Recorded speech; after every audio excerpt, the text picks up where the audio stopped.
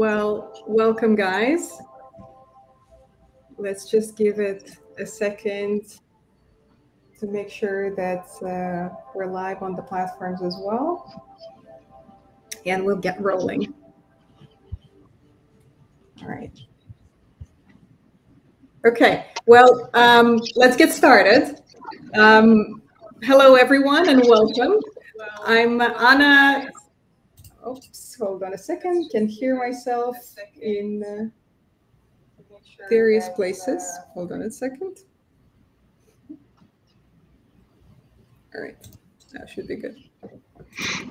So welcome, everyone. I'm Anna, founder of Startup Dials, and with me is my partner, Victor Rockwell. Today's conversation is especially relevant for founders in their early stages, and it builds on what we spoke about in our first session, specifically treating your first customers like gold, because if you do it right, they will be your gold. So we're joined today by George and Edward, founders of Lila, AI-powered composter that turns waste into organic compost, and it does it fast and effective. So the Lila team has taken a bold and effective approach to building their customer base from the ground up. And that's why we've invited them today to share with you how they've done it so you can learn and do it too. So welcome, everyone. Yes, thank you. Welcome, George and Edward. Thank you so much for coming.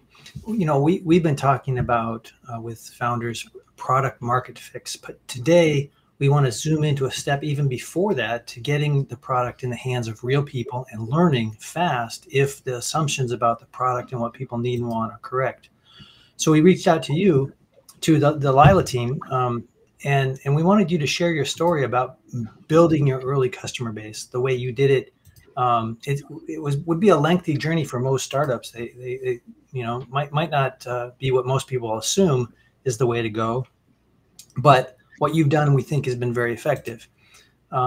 We think it's a really smart approach, and we like what you did with building founding customers, and we wanted you to share that approach with others, because like I mentioned before we started the live stream, we think what you've done is best practice. So George and Edward, tell us how you came up with this concept of your founding customers, and also how did you find them, you know, your first customers. How did you know they were the right people to move with first? George or Edward, who wants to take that initial question? Okay, probably I go first. Thank you, Anna. Thank you, Victor. Yes, again, my name is George Yin. I'm a co-founder CEO of 𝐘𝐨𝐮'𝐥𝐿, and Lila is our flagship product. That's one kind of technology in the world, can turn all kinds of food scraps, right in our kitchen, turn into a high quality compost ready to use within 7 days. To answer the question, actually, the concept of the funding customer actually is aligned with our product development culture. We believe our customer is the best advisor for our product development. That's where they come from. You know, that's why even at the beginning, the product doesn't exist. We already approach, the customer. We don't know who is our ideal customer. We started from there to search, to looking, to talk to people, and get them feedback. Instead of we tell them, we ask them ideas. That's how we started. And then we keep this journey, and from step by step. And then once we got a working board, a prototype, then we started to sell. The sale is not the purpose of really making money. It's the sale is to put your products right in the front of potential users to verify that this is something valuable. You build it. Maybe nobody wants. Yeah. You know, if people at that point want to pay the money, buy your products, that's a good validation. Right. You know, that's what we call the funding customer. Yeah, you see that you talk to customers before you had a product to find out what they wanted and needed. Well, but did you go door to door, or did you make random phone calls, or how did you know who to talk to or who to approach, or where did you go? How did you do that? Yeah, certainly we know we have some targeted what we wanted to make. And then, for example, we go to the garden center, talk to the people, and because they're related to, compost, right? They wanted to use the potential they use, and there is a loop, is the end loop of the value chain, and also we talk to just on the road, and then to the, for example, gas station. We talk to our friends around. And then talk about this. What is their? Yeah, this is actually traditional marketing investigation. Talk to their, how to deal with those food waste at home. What is their job? What they're looking for. Why don't do that? And looking what you think is a good solution. Those kind of questions. Yeah. Yeah. Great. Yeah. Awesome. This is very smart, because one of the things you chose to do is to do it locally, right? From what I remember, George, like most of your customers, right, they're in close proximity to where you're located. Was it intentional? That's right. Yeah, that's locally easy access, right? If we actually talk in person. Mm-hmm. Yeah, right. That you get the real feedback, right? Yeah, on the phone is very limited. Yeah. Yeah. So let me go ahead. Go ahead, Anna. Yeah, it's just that from our experience, there are many brands that choose to do pre-orders online, even though you said that pre-orders was not your purpose, right? But you really wanted to do those interviews of jobs to be done of your future customers. But it's actually very unique, right? Was it because your product is so complex that you decided to do that? Because I'm sure that you've already started the product development before those interviews, right? You had some ideas brewing already. You didn't start from scratch. Oh, how early on? We did this from scratch. Yes. Yeah, we did this with a scotch, but we do something. Is again that's the product of culture we establish. We're doing right now. Actually, we do a lot of things in parallel. Yeah, not really in sequence. Yeah, we certainly, you do anything from scratch, you have to do the research first, right? To really looking into this, and then once you got don't sit in the office or in engineer on the table too long. Just go out. Go out, talk to people as early as possible, and then that actually, again, because of that, those guys that your users, you're a good advisor. Tell you, right. What they're looking for. Why bother them with something, right? Let me ask you this question. Your product and your initial product ended up, you ended up pricing it at $1,100. This probably wasn't something you talked in garden centers and the initial concepts of what customers wanted and needed. How did you end up with knowing that price point would work? That's a very tough question. The pricing is very, even we're still looking into, honestly, we're still looking the pricing, the point. Pricing is related to a lot of things. It's not just based on the BOM cost, actually. It is a whole aspect of spectrum of the landscapes you have to look into this. And then that could be changed and based on the business requirements. And what is the product map? You are going to go afterwards. And then certainly you have to do also your landscape, your competitors analysis in the industrial investigation, and then you talk to your customer, right? And I tell you, that's the true story. We actually talked to a delegation from Washington University. They visit us, and they're very interested around our products. So this is a fantastic. Yeah, I want to buy that. What is the price? Then they tell us, okay, what do you think? I probably, buy this as a gift to give my parents or my friends or whatever. Yeah, something below 1,000 may be easy to make. Uh-huh. Yeah. That's a true story. That's a true story. And yeah, and that's this because you've already said it. You've been doing market research in a classic sort of way. That's a classic market research question, right? What would you pay for this? Yeah. That's right. awesome. Yeah. But so when you realize the price point would be around $1,000 or more, that put you in a different category, right? Instead of a impulse electronic purchase or something, it's now more in the category of appliance. It's not a tech impulse purchase, and along with that comes higher expectations about performance and customer service and the whole customer experience around it, right? So how did that sort of inform what you knew you were going to need to do to make this product successful? Yeah, that is really a very good question. Yeah, I answered this first. Probably Huayi can add something.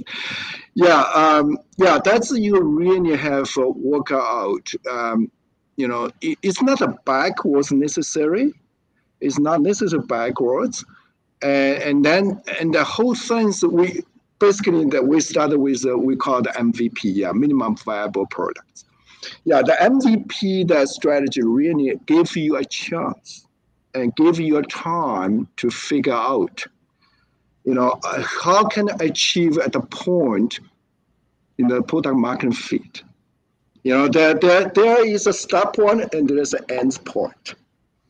That you take that time stage, not work on only your product development to fulfill the function. At the same time, you further understand your market, understand the competition from existing industrial segmentation, and also understanding, say, how can I play and consider different, internally your product map, as a business, that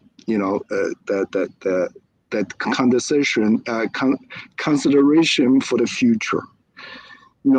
Give you all those aspects to think about. Certainly, you go back. Okay, this is one of the features, the most valuable we should introduce, and then probably is get the good product to the people. People want to buy that, and even wanted to tell their friends or the customer want to buy this. And then you reach something, then you go back, how we control, optimize our BOM, optimize our design, optimize the whole supply chain, that you have something targeted to work around this as well, right? That's the whole, a process you have to consider very, take the time to figure out, I want to bring us a little bit. Sorry, I want to bring us a little bit closer to your experience of actually. Frozen here. Am I frozen? Oh. Can you hear me? Yeah, we can hear you. I want to bring us closer to those first units that you actually delivered to the customer, right? Because what's unique about your approach is that you actually decided to go ahead with the white glove installation, right? You went ahead personally, the team of Lila, and went into the houses of your first customers, your founding customers, and installed the units yourself. If you could talk a little bit about how did, was it this premium price point of your product that sort of initiated that approach that you decided to go that route? Or, why did you decide to do it instead of just shipping the units and, going the traditional route, sort of like waiting for that feedback to come in? Yeah. Okay, I gave a chance to this question to Edward. He is the person actually is hands-on. Went through all those process. He will give you guys the true story. Yeah, I think one of the things, again, the idea is a funding customer. We have to really take care of everything as we can for our funding customer. This is a fun, is our goal, the goal of the customer of the customer. Right. Okay. Yeah. Edward, how did you decide on that white glove installation? Yeah. Okay. Huayi, go. Yeah. Edward, go ahead. Canadian customers are very different, right? If you look at people from the US, people in China, they're very angry. They're very low tolerant. But Canadians were chill, right? Some customers waited for 2.5 years on the Lila composter. I'm pretty sure a lot of them forgot about this product that they paid, $600 for, right? And that's insane. That's insane. So first of all, we have this very lenient, supportive, forgetful customer base, right?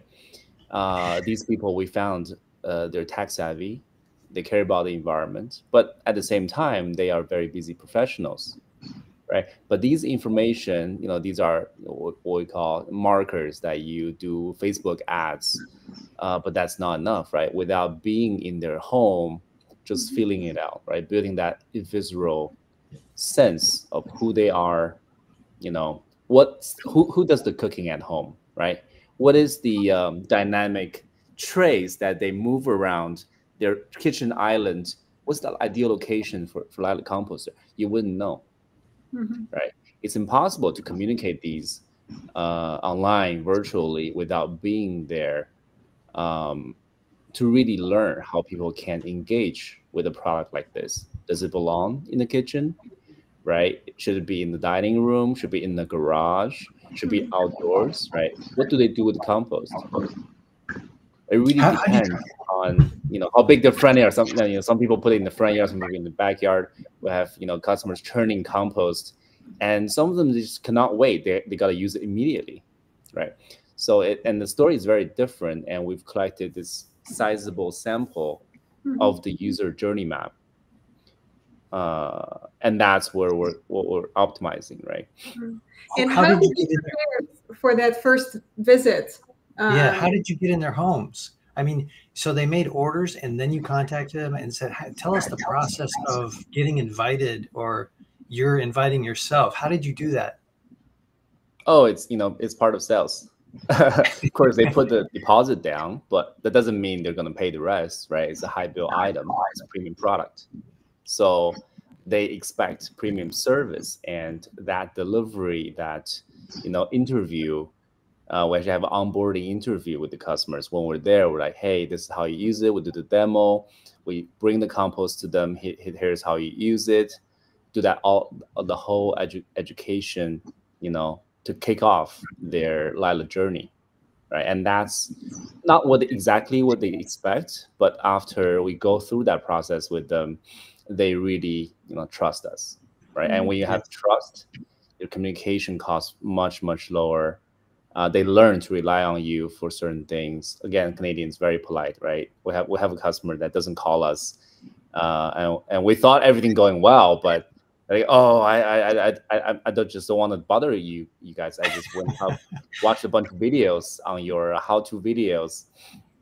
You have customers like that too, right? They're very polite. They don't want to bother you, but you gotta let them know that you are there when you need them, and sort of indulge them a little bit so that they come to you all the time. So that suggests you did follow-up calls. Says how else every weekend I just message people aggressively, be like, how's your Lila? How's the Lila? What's your issue? Do you have issues? They have compost. How's your compost? Can I sample compost? I'm very aggressive. Yeah, and you got responses, right? They were interacting with you. No, not always. Like a lot of customers, they don't reply. They're busy, right? They have a life. You got to compete. We're competing attention with you know, with their beer sessions with their friends. Like they don't want to talk to the Lila composter guys. They want to drink a beer. They want to hang out with their friends, right? But every second that we win, this hard-won attention, we need them to have a good impression of us and be like, hey, this is good experience. It's very short because I'm busy with other stuff, right? Yeah, one of the things certainly we have was set up the process display when we're doing, you know, dealing with our customer. The one of the things I said to our meeting, customer works, customer work, we work. That's what we said. You know, anytime when the customer had a problem, we're right there. Either answer a question or we'll be there. Because the customer work with our product, we have to work. That's a discipline. We put into the whole fulfillment process. So, you know, if Edward is reaching out through social channels or email or I guess it's that you're not making phone calls, right? And some people will respond, hey, this is going on with my Lila, my composter. It's not working this way or that way. You're on it, right? As soon as those messages came in, you're getting back to them. What did the process? We're talking about phone numbers, phone calls, messages, not Facebook Messenger or something. It's always messages, phone calls, right? So it's one-to-one personal. So you get an inbound, somebody saying, hey, I got an issue. And then I'm assuming it was you're picking that up. You're talking to them. You're scheduling an appointment. Are you making a home visit? There's no scheduling appointments. You resolve them right away. Tell me how. Tell me about. You received the message. For example, last night I received a message. Somebody said, "Oh, I have a flashing white light." Right. I tell them exactly what you gotta do right then. Right. You don't wait. Like they gotta. It's not like, oh, I wait till the next morning to reply. No. You gotta reply right away. And if they need, do a video call right away. Of course, a lot of people don't want to do that because it's late, you know, 10 p.m. But you got to reply to them as soon as possible and get them on some action to really help them out, right? So how are you now? This gets back to something we were talking about before the call. Now, how as you're doing this, right, and you're building these customers that really appreciate what you're doing, you're building trust, you're building this foundation to scale your product up. Now, what are you thinking? What's your thought process about, okay, when we're now at scale, how are we going to do this kind of thing? What is our infrastructure and our organization and our processes need to look like to allow us to actually be this hands-on? Or is there a product innovation? Are there things that need to happen? What are you thinking? What's your thought process right now? I know you're early on, but you know, that's a lot to be on 24/7 when you're selling maybe in other continents, but let's just talk about North America. You know, you roll out to America or across Canada, and you're going to have a lot more people pinging you with, I got questions, and it's going to be out, you know, Edward won't be able to do it himself, right? So what's next step? What's your thought process? Yeah, again, Victor, this customer service is not scalable, right? Bottom line is not scalable, and everybody run into the same issue as they scale production, as they scale sales, because premium customer service, at least right now, cannot be replaced by agentic AI, right? We've asked customers to test agentic AI type of products and services.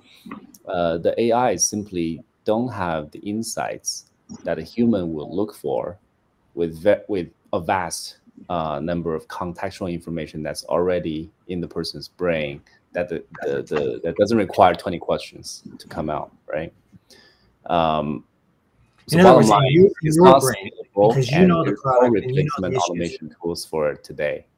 And that's it. That end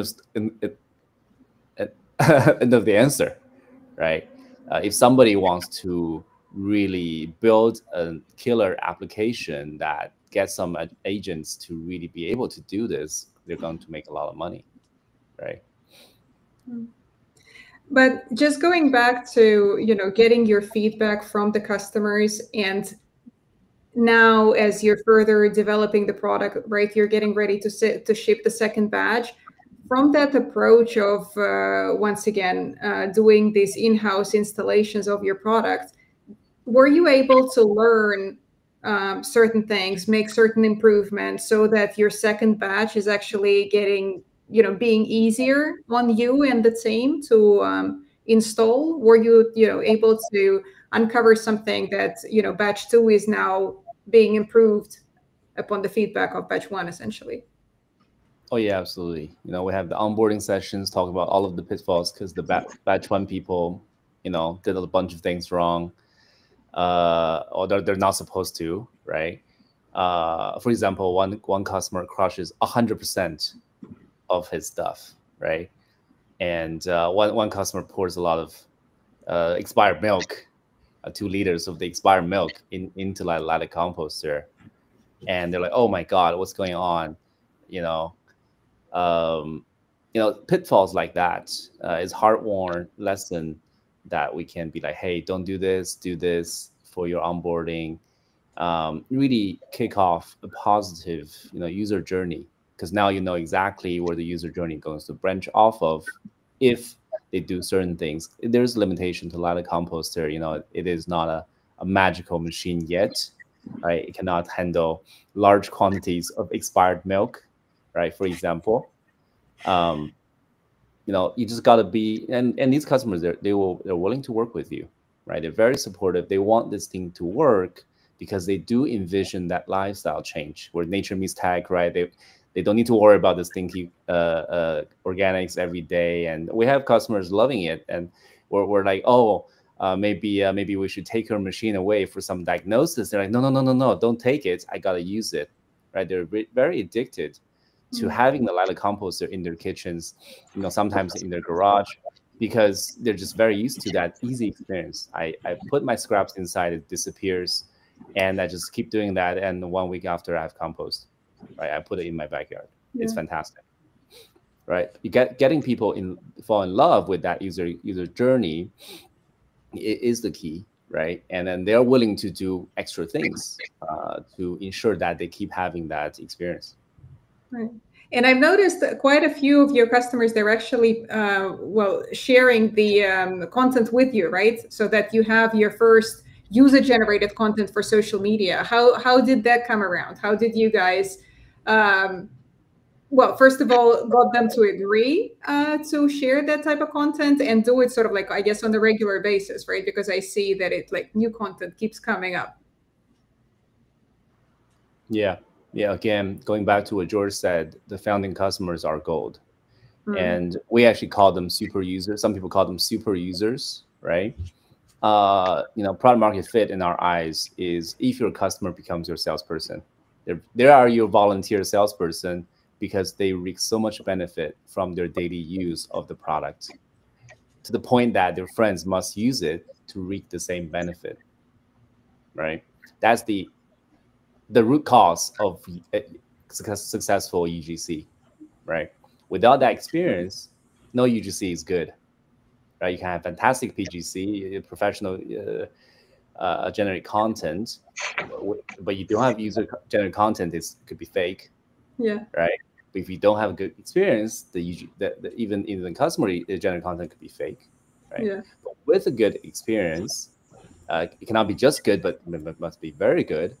And then the users are very compelled, they're very motivated to, spread the word out, right? And that's where, that's where we're aiming. We do have, founding members posting videos on their own.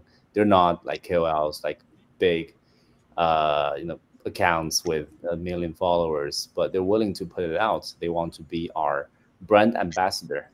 Yeah, right? Exactly. They're your marketers, essentially. Yes. And they pay us. With love and heart. What are you thinking in terms of how you will continue to cultivate those founding members, those champions, and sort of how will you continue to work with them? Or will you, as you scale up, they're going to say good things, you're going to get sales from them, but then what? Do you have ideas about how you'll continue to cultivate them and keep them close? Yeah, that's what I mentioned, probably mentioned before. Yeah, we're currently we're roll out ambassadors programs, and that's a perfect momentum we were rolling out this program. Yeah, that's a plan. Yeah. What is there something that you can do for them, or I guess how does the value exchange work? Now, they're giving you by being engaged and sharing user-generated content and maybe recommending the product to their friends. And if you were to, and they're maybe welcoming you into their homes and spending some time with you when they need it, when they want it. If you were to, for example, set up a time to sit down with them and walk through, tell us what your issues were, or talk about the product and your use of the product and what you like and what you don't like. If you were to take more systematic time from them, what would you think in terms of the value exchange? Like, what can you give them to make them feel like, is it just in terms of like insight into what you're doing? Like, so now they're sort of have an interest in Lila and your growth and your success. And so as long as you're communicating with them, they feel like they have what they need. Yeah. Yeah, but basically it's very nature. It's a very natural thing because they like the product, then their friends like the product too. Because they have very similar socialization groups, right? Mm-hmm. That's what the logic is. That's what the best ambassador. But certainly we bring some economic benefit to as ambassadors. We will give them a lot of benefit as well, and when we're running this program, and then any support they ask for, then we will give. We will provide it. Yeah, and that's, if we talk about it systematically, we do have ambassadors, and the program certainly included some benefits. Where we are going to provide, and also with the support from the marketing, from the sales side, for example, materials or any other type of, they think, even gamification, those ideas, they gave it to us. We were doing something, those type of the event or plan to make the ambassadors, the program more effective. Yeah. Mm-hmm. So just give us, we're kind of getting short on time, I think, if I'm not wrong. Yeah. We don't want to keep you too long, but if you'll talk a little bit and sort of highlight things you've learned that you would want to share with other company founders who are trying to get their product in the hands of customers and really do what you've done. So what are your tips and advice to other companies who are trying to succeed with their product? Yeah. George, Edward? Yeah, maybe I started with Edward, always key. Yeah, I think, as I said, you needed to really, because you make things not for yourself. You make your sense for your potential customer. That has to be very clear. You have to build something valuable to who? Not to yourself, to your customer. So the customer is your best advisor of your product development. That's why how you get that advisor, then you have to bring your product in the front of your potential user as soon as possible. It's not a purpose to make money. It's a purpose to demonstrate your things, the solution people really think it has a value on that. I think that's a positive way. I think we did it right. And then certainly you running this. Actually, there's a lot of pressure and the stress. You have to handle this over and with your reasonable budget. You can't do the things wrong, right? And that's something we started learning as well. When you learning out, say we did very early prototype, on-site testing. We did the beta testing, and I tell you, the first time we get the beta tested to the actual users, just one day, take it out. That was the reaction, but we take that, we take that with a confidence, and take that actually with our users' confidence on us. Say, okay, you get it back, you can be better, I will use it next time.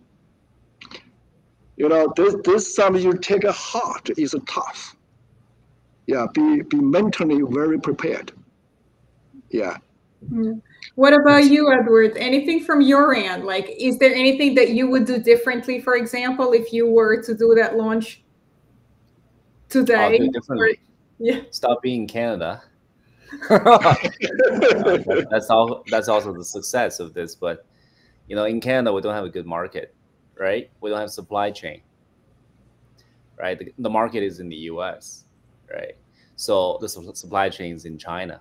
So what does Canada have, right? You know, George and I were engineers, right? We've done multiple startups in the past. We're very tech savvy, so to speak. We've learned how to, over the years, get a lot of government money.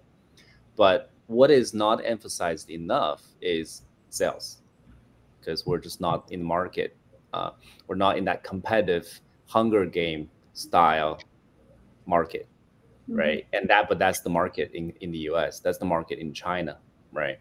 So my advice would be just to sell it first. It's same as George, right? Sell it first. Sell it before you build it. That's why you're in front of the customers, because you want to sell something, right? To sell it doesn't mean, okay, they like it verbally. No, you got to take money from them, right? And once you take the money, the guilt factor creeps in that, oh my God, I already got the money. I gotta build something to show for, you know, and that started this, you know, vicious loop of no sleep and sweating and, panic attacks and so on for a lot of people. But that's the startup experience. You got to live through this roller coaster, you know, sort of a leap of faith, and really believe that you can deliver. It's like taking a loan from the bank, but in this case, it's not money, it's trust, right, from your customer. You take this loan, be like, hey, I can repay this loan, you know, with creeping interest, right? Again, don't take the interest that's too high. That's like Canadian interest are quite low in this sense. But you gotta accumulate this debt, right? That's leverage, and the good entrepreneur will learn how to use this leverage. Call it fame, debt. You know, a lot of people went to jail for this, right? Especially if you're in medical device or finance, they had to go to jail. If you look at the 30 under 30 guys, you know, they scammed a lot more money than they raised because they take out too much loan, right? Because you know, for medical device, if you lie, people die. For financial services, you mess up, you know, people are homeless, right? So you know, just be very careful, cautious how much loan you want to take, but always sell first, so that you know the demand is real. Trust in your ability to build it, and of course, get enough money, raise the money to build this product, and then just repeat this cycle, right? You know, until you have PMF, and then the cycle sort of takes off on its own, and then so on and so forth. Well, this has been extremely enlightening, and I think valuable for other founders to hear this. Thank you so much for spending your time with us and your willingness to share your early success. And we're sure that you're going to be very successful going forward. Anna, you've got the final words. Well, yeah, once again, thank you so much, guys. Again, insightful. My main takeaways here is that you really don't need thousands of customers to start off with. And sometimes it's really good to go slow. Right, and maybe this is a good place to be in Canada, right? So that you actually start slow, you test it out before you go to the big brother. Any final words from you guys, from George, Edward? Oh, thank you so much to give us this opportunity to share the stories with our audience, and we certainly this is also a good opportunity to connect with the people.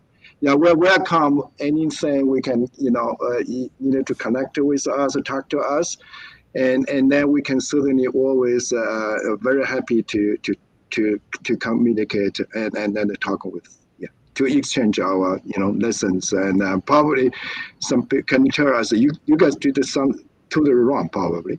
Yeah, we're very open. Yeah, that's a fantastic opportunity for us to connect with people. Yeah, thank you. We love working with beautiful people, and that's who you are. Make sure you work with, continue to work with interesting people, right? Good story, and you know. Couldn't agree more. Thank you so much. Thank you so much. We'll keep following your journey, and good luck with the shipping the second batch. Yeah. Thank you.